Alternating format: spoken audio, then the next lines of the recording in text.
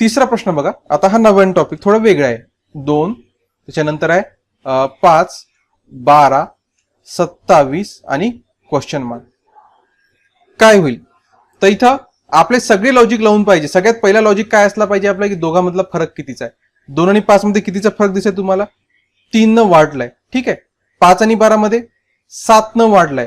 तर इथे काय दिसत आहे तुम्हाला बघा, फरक 3चा होता 7चा झाला. आणि इथं बघा बरं 12 आणि 27 मध्ये कितीचा फरक झाला, हा झाला 15चा फरक.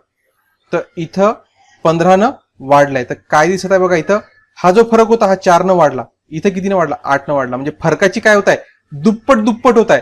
म्हणजे आता फरक कितीने वाढला पाहिजे, 16 न वाढला पाहिजे. करेक्ट. 16 न वाढलं म्हणजे 15 आणि 16 किती होतात, 31 होतात. करेक्ट. म्हणजे 31 कशामध्ये मिळवायचे, 27 मध्ये. 31 मिळवले तर काय होतील, 58. ऑप्शन नंबर 2 याच उत्तर येईल. समजलं. तर या प्रकारचे सुद्धा म्हणजे डबल तुम्हाला इथं हे इथं लॉजिक लावावं लागला. एक त्यांचा फरक आणि त्यांच्या फरकाची दुप्पट होत आहे. म्हणजे बघा डबल अशी एक व्हेन डायग्राम तयार झाल्यासारखी तयार झाली आहे. ओके. या प्रकारची गणित सुद्धा एक्झाम मध्ये तुम्हाला विचारले जातात. तर हे सुद्धा आपल्याला इथं कळालं पाहिजे.